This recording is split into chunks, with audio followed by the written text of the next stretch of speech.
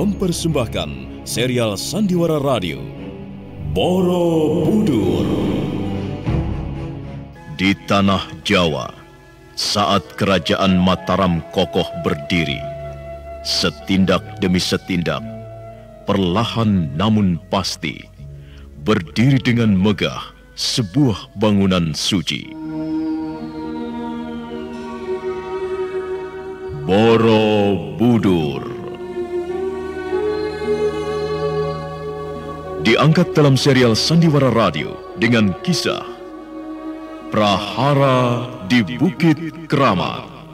Naskah karya Edi Dosa, ide cerita M. Satria Pinandita.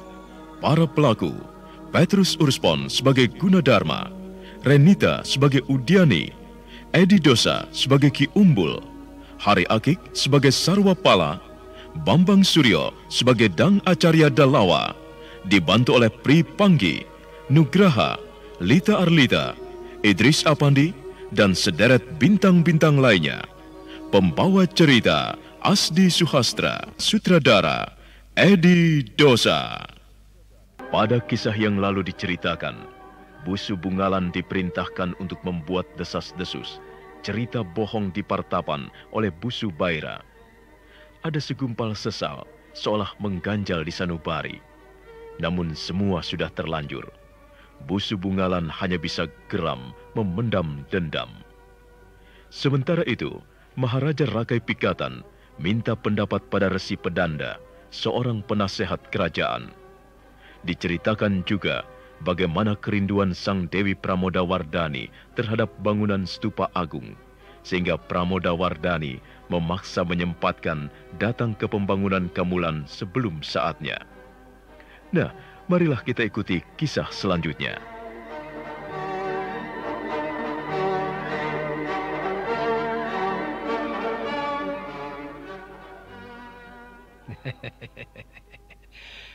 Bagaimana kabarmu, Ki Rembung? Rasanya sudah terlalu lama kita tidak saling bertemu. Bagaimana? Ada berita apa selama ini? Aku yakin tentunya kau menyimpan berita yang sangat penting. Beritanya tidak terlalu menghebohkan, Baira. Tapi apabila diolah dan dibumbui macam-macam, mungkin akan lebih menarik. Ki Rembung rupanya berbakat juga untuk menjadi pujangga. Sebaiknya langsung saja, Ki. Tidak usah bertele-tele. Menurut berita yang sudah saya dengar, ya, anak gadisnya Ki Sarwapala yang bernama Udiani itu dicintai oleh Pangeran Udata. Ya. Tetapi menurut penyelidikan, Udiani tidak mencintai Udata. Lalu? Udiani ternyata mencintai Gunadarma, pemuda yang sekarang ini sedang membangun Kamulan. Ya, begitu ya. Ya, bagus. Ini justru bagus sekali. Ini akan membantu perjuangan kita. Maksudnya? Ini berita seperti ini justru yang sangat aku tunggu. Aku sama sekali tidak mengerti maksudnya. Jangankan kau seorang Karba, Busu Humurian, Busu Pandangaran, Ki Rembung, dan mungkin Paman Wisnuwata pun tidak akan mengerti maksudku. Sombong sekali dia. Begini, hanya dengan goyang kaki kita bisa mengeruhkan kekerabatan Wangsa Shailendra, sekaligus mengacak-ngacak, memporak-porandakan, mengacaukan kerja Gunadarma. Maksud Busu Baira, kita akan mengadu domba. Encer juga pikiranmu, Tarba. Ya, kita akan mengadu domba mereka. Apakah di antara kalian ada pendapat yang lebih bagus lagi dari rencanaku? Coba katakan. Siapa tahu ada yang lebih bagus lagi. Maaf, Baira. Aku bukannya tidak setuju. Tapi aku hanya sekedar memperingatkan. Itu juga kalau Baira mau. Kalau tidak, ya terserah. Ya, katakan. Apa dan bagaimana? Mereka bukan anak kecil. Maksudmu, Paman? Ya, tentunya mereka akan mencium aroma adu domba yang kita lakukan. Mereka akan segera mengetahui. Ah, tentu tidak, Humurian. Tidak mungkin. Kenapa tidak? Kita melakukannya tentunya tidak dengan cara murahan. Ah, sudahlah. Ternyata pendapat dan rencanaku tidak seorang pun yang bisa mengikuti dan memahaminya. Pananggaran, panggil Kumbada kemari. Kita akan culik Udiani, putri Sarwapala.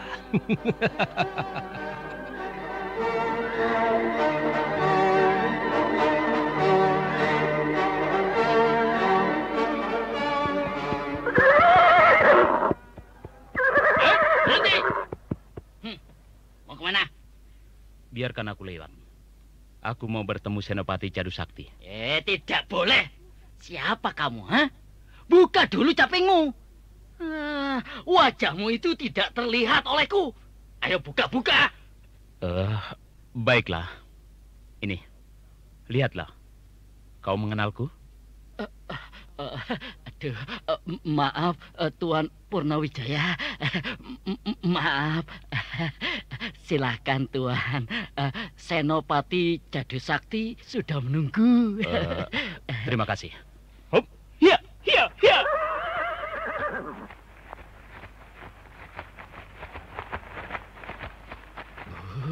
Selamat, selamat. Wah, sinar matanya begitu amat berwibawa. Untung saja beliau tidak marah padaku. Selamat, selamat. Padahal dulu itu dia adalah seorang perwira kinasi dari mendiang Gusti Maharaja Samaratungga. Raden Purnawijaya, selamat, selamat. Kita harus bisa mendapatkan Udiani. Culik dia. Tapi saya belum tahu siapa orang kita yang bisa menandingi kehebatan putri Ki Sarwapala. Sebab setahuku, ilmu kanuragan Udiani itu sangat tinggi. Saya tidak bisa membayangkan apa yang akan terjadi nanti. Dan jangan lupa, apabila hal itu sampai terjadi, bagaimana kita harus menghadapi kemarahan Ki Sarwapala? Alah, kamu tenang saja, Tarba. Itu perkara kecil bagiku. Itu jangan dicemaskan. Sebab nantinya begini, Gunadarma akan mengira bahwa yang menculik Udiani adalah Udata. Demikian juga sebaliknya, Udata akan menuduh bahwa Gunadarma yang menculiknya. Nah, setelah mereka saling tahu bahwa penculiknya bukan mereka, pasti Gunadarma akan menuduh bahwa yang menculik adalah Purnawijaya. Purnawijaya menjadi tertuduh bagi mereka. Mengapa harus menuduh Purnawijaya? Kalian tidak tahu, bukan? Karena sebenarnya Gunadarma amat cemburu kepada Purnawijaya yang selama ini selalu mencoba merayu Udiani. Bisa juga. Tapi dari mana Kanda Baira tahu? Hal seperti itu bagi Baira kecil. Jangan terlalu bangga dulu, Kanda. Anak buahku melihat bagaimana Gunadarma marah menyaksikan Purnawijaya mengantar Udiani belanja di pasar. Gunadarma cemburu. Nah, catatan kecil seperti itu sangat penting bagi kita untuk kepentingan kerja kita, Tarba. Memang hal itu dulu kecil sekali artinya, dulu sepele, tapi sekarang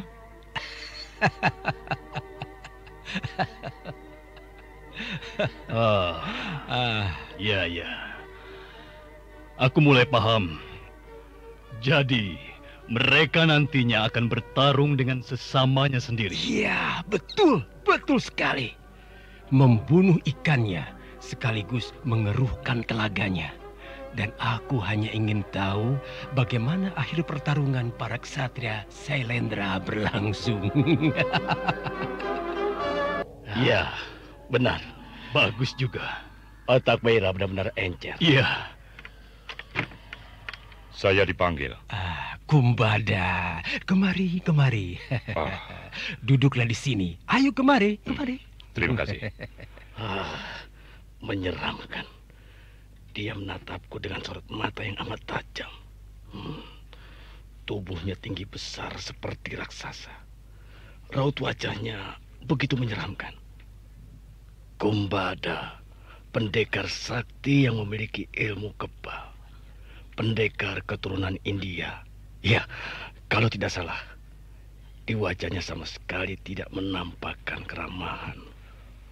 Tugas apa yang harus hamba lakukan, Gusti? Tenang, sabar Kumbada. Tidak perlu terburu-buru. Bu Sutarma nanti akan memberitahu kamu mengenai apa yang kamu lakukan nanti, ya? Baik, Gusti.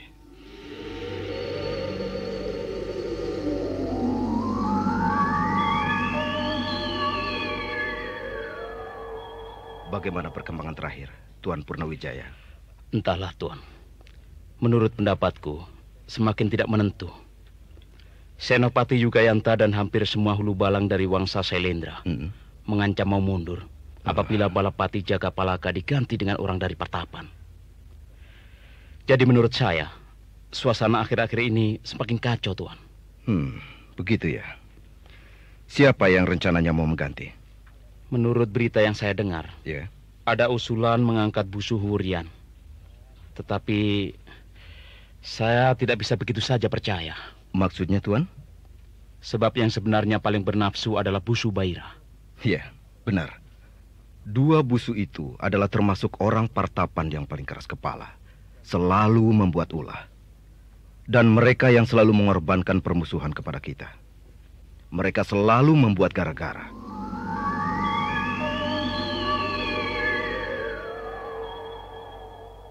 Siang itu, Udiani sedang berjalan di pinggiran hutan sambil menenteng keranjang berisi makanan untuk Gunadarma, Ki Umbul, dan Dang Acarya Dalawa.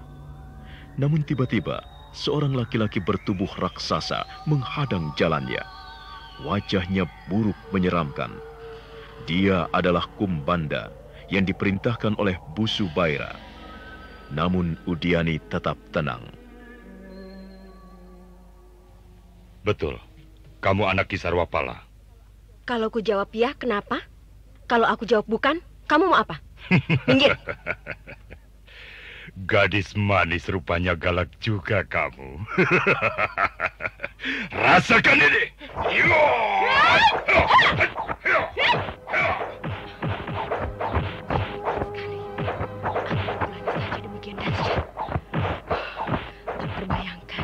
Bagaimana jadinya andaikan mengenai tubuhku?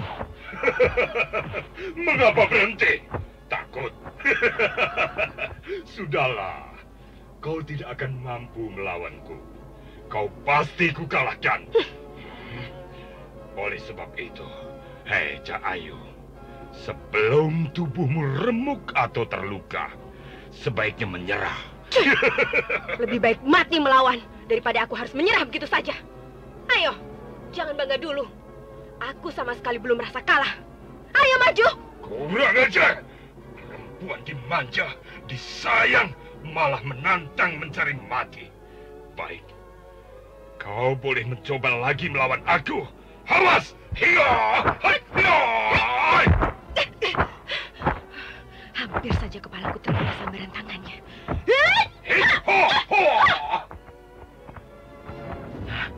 Apa aku tidak salah? Bukankah itu... Oh iya ya, yang bertempur itu Udiani. Tapi siapa laki-laki yang menjadi lawannya?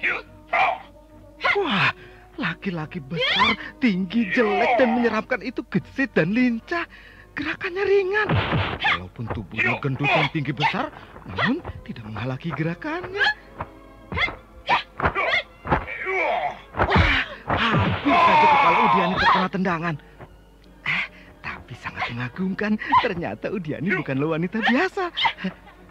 Dia mempunyai kepandaian yang perlu diperhitungkan. Wah, bagus. Secara tidak sengaja aku mendapat tontonan meriah. Hah? tendangan Udiani berhasil menghantam dada laki-laki besar itu. Hah? Wah, rupanya dia marah. Hah? Dia menarik napas panjang. Hah? Mau apa dia? Telingaku sakit. Hah? Udiani menutup telinganya menahan sakit. Aduh, aku juga. Hah? Udiani jatuh jerembab ke tanah. Hah? Lah, ini tidak boleh dibiarkan. Harus dicegah.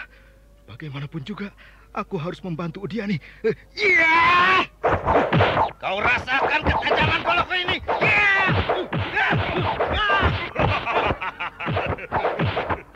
Berani-beraninya kamu ikut campur urusanku. Tubuhnya tidak mempan dengan senjata. Dia kebal. Golokku bagaikan menghantam batu keras. Badannya tidak terluka sedikit pun. Dia menuju ke arahku.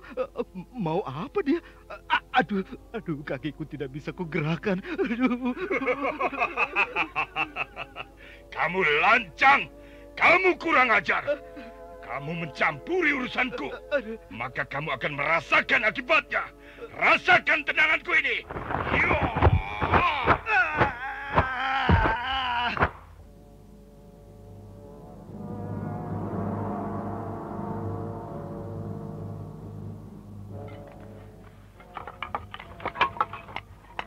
Awas hati-hati, jangan sampai celaka. Iya, memahatnya yang bagus ya, yang halus. Jangan ngelamun saja, ayo kerja. Aduh, jangan kena tanganku, sakit.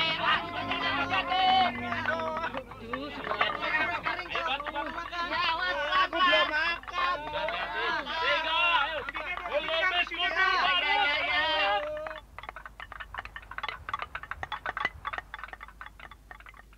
Para pekerja melakukan tugasnya masing-masing. Mereka saling bantu, saling bahu-membahu dalam mengerjakan kamulan candi. Gunadarma mengawasi dan tidak bosan-bosannya memberikan pengarahan. Nah, saudara pendengar, bagaimanakah nasib Udiani yang tengah bertarung melawan manusia raksasa Kumbanda? Berhasilkah Kumbanda meringkus Udiani? Juga siapakah sesungguhnya Purnawijaya? Mengapa dia berada di antara kelompok bala putra dewa? Untuk mengetahui jawabannya, ikutilah terus serial Borobudur. Sampai jumpa.